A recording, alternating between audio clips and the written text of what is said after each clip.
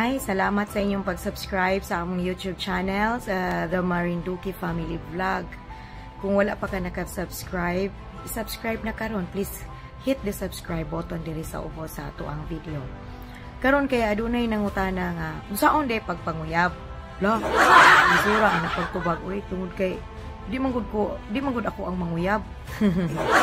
Ang lalaki mo manguyab, pero anyway, muhatag lang ko og gamay nga tips kung unsaon niyo pagpanguyab katong mga first timers, katong mga batan-on pa bang gusto niyo manguyab sa personal.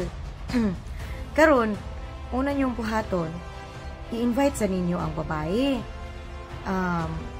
Nga, hi, kanang pwede ba tika mo, pwede mo kuyog ta, mo simba karong Domingo. Amazing! Na, plus points kayo na sa mga babae, cute. Ganahan dyo kayo mga babae nga kanang Diyos nun, kayo ang mga lalaki ba. Invite na yun, kung musugot siya, maayo na kayo. Di pagkahuman nyo og simba, libre siya og kaon. Yung pagkahuman, ayaw sa diha og pangutana nga pwede ka manguyab. Sunod na po Domingo, invite na po siya nga pwede ba dungan mo og simba. Human kaon na po.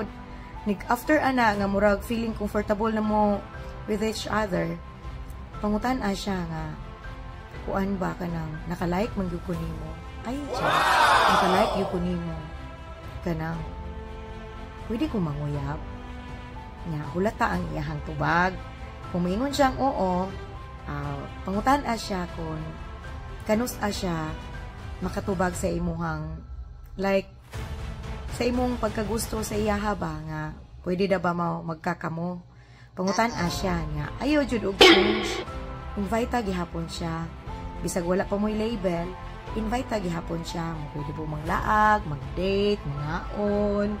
Libre higit siya kay mauna siya yung mga points, mga plus points. Amazing! Sa mga babae. Ang kana yung pagsimba mo, dyan ay pinaka-nila points. So, mauna to. Mura to. Gamay ko yung mga tips. Mura to. Bye!